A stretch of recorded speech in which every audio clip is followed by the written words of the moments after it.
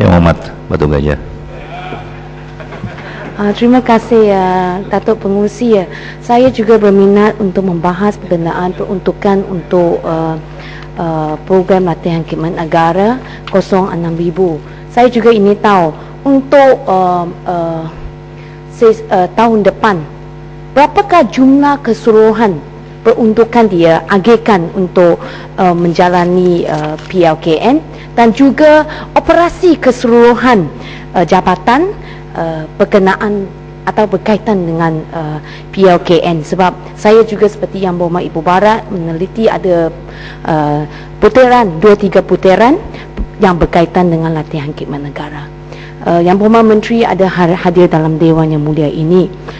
Saya ingin menyatakan bahawa saya sangat kesal dengan kenyataan yang dibawa oleh Yang Berhormat Menteri ketika menjawab pertanyaan dalam Dewan Yang Mulia ini berkenaan sebab kekurangan bukan Melayu menyertai Angkatan Tentera tersebut. Kita ada PLKN, Datuk Pengerusi, yang menerusi satu akta diluluskan dalam Dewan Yang Mulia tahun 2003 bulan Jun dan dilaksanakan dalam keadaan tergesa-gesa bulan Disember tahun 2003. Setahu saya setakat ini kita telah membelanjakan 3.8 bilion untuk PLKN.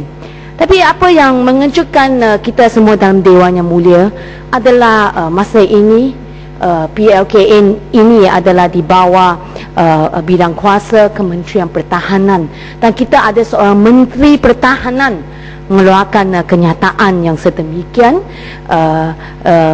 bahawa kekurangan penyertaan bukan Melayu dalam Angkatan Tentera adalah salah satu sebabnya adalah kerana kurang patriotisme. Datuk Pengerusi, kami bangkitkan. Objektif adalah untuk memupuk semangat patriotisme, membentuk karakter atau nilai murni, karakter building dan juga untuk memupuk perpaduan. Tapi Menteri mengeluarkan kenyataan sedemikian memang telah menyinggung perasaan orang ramai. Yang Berhormat Menteri ada cuba memberi penerangan ministerial statement dalam Dewan Yang Mulia ini, tapi nampaknya it goes back to square one. Tan Sri yang Datuk Pengerusi 9 hari bulan November selepas tu cuba menerangkan kata kesal jika telah menyinggungkan perasaan, sekiranya telah menyinggungkan perasaan beliau tidak berniat. Tapi akhirnya apabila usul untuk memotong gaji Yang Berhormat Menteri, nampaknya Yang Berhormat juga cuba menjustifikasikan kenyataan Yang Berhormat dengan berbagai cara menggunakan perkataan, saya menyatakan menggunakan perkataan perkemungkinan, atau Yang Berhormat cuba menjustifikasikannya menyatakan kita ada kajian tertentu. Saya kesal dengan kenyataan Yang Berhormat tersebut. Dan saya juga ini dan saya maaf ya Datuk Pengerusi, saya mula meneliti sama ada Yang Berhormat Menteri masih layak menjadi seorang menteri dan terutamanya memimpinnya. Jangan cakap pasal perkara dasar, Yang Hormat. Ini bawa PLKN-nya, di mana PLKN adalah di bawah pimpinan Yang Berhormat Menteri ya. Ya, ini saya mula mempersoalkannya, Tan Sri, Datuk Pengerusi.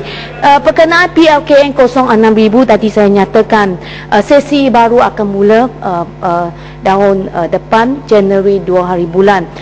Saya 2 minggu yang lepas saya telah mula menerima panggilan Datuk Pengerusi ya. Mereka masih tak terima surat. Baru semalam saya jumpa mereka kata hari Jumaat lalu baru terima surat. Mereka akan mula sesi dalam 2 hari bulan Januari ini, tapi surat masih tak terima. Mereka dapat tahu mereka telah dipilih menerusi laman web. Apa yang mengejutkan saya ialah mengapakah kelewatan sedemikian untuk menghantar surat memaklumkan pelatih bahawa mereka telah dipilih. Datuk Pengerusi, dalam 2 minggu mereka akan menghadiri PLKN, tapi baru minggu lepas mereka terima surat. Yang Berhormat Menteri boleh kata melalui SMS boleh buat semakan, melalui laman web boleh buat semakan, tapi yang paling penting adalah notis harus dimaklumkan secara terus. kepada mereka yang telah pilih. Bukan semua ada akses kepada internet, Datuk Pengerusi. Dan bila saya melayari laman web PLKN, Khidmat Negara, saya mendapati sana ada kata kalau nak maklumat tambahan ya, boleh buat cetakan maklumat tersebut. Dan Datuk Pengerusi tahu berapa keping cetakan? 32 keping cetakan setiap pelatih yang telah dipilih. Ada surat penangguhan, pengecualian, kebenaran, surat kesihatan, 30 keping. Kalau memang mereka mau cepat untuk mengisi borang, melengkapkan, dan surat notis belum sampai daripada JLK, mereka kena buat cetakan. Semua persediaan ini melalui cetakan dari laman web. Saya rasa ini salah satu kelemahan di mana program ini telah dijalankan lebih kurang 6 tahun dah. Boleh diperbaiki. Ibu bapa mereka begitu gelisah, Datuk Pengerusi. Lebih-lebih lagi mereka yang menetap di Ipoh dihantar ke Kedah. Dan dokumen-dokumen belum sampai. Mereka tak ada satu hala tujuan. Mereka kata, baik, saya hantar anak pergi, tapi dokumen tak ada. Borang-borang kena isi. Mereka kena buat cetakan, print out dengan izin dari laman web yang 32 keping. Itu persoalannya.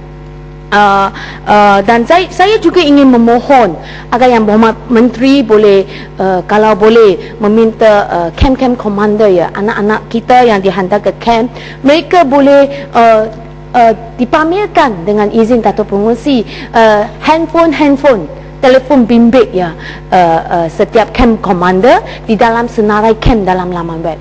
Saya telah beberapa kali apabila ahli keluarga menghubungi saya menyatakan mereka mendapat maklumat bahawa anak mereka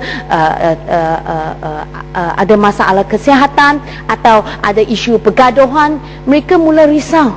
Tapi apabila mereka hubungi saya lepas masa pejabat, saya mengalami kesulitan untuk menghubungi camp commander, dan saya terpaksa melalui ketua pengarah yang sentiasa memberi kerjasama. Tapi isu yang penting adalah telefon bimbit camp commander kalau boleh dipamerkan dalam laman web. Kita apabila timbul masalah, ibu bapa boleh terus menghubungi Datuk Pengerusi, sebab mereka bukan semua yang dihantar untuk menjalani PLKN ini dihantar ke tempat yang mendekati atau di dalam negeri yang sama di mana mereka menetap. Saya rasa itu saja, Datuk Pengerusi. Terima kasih.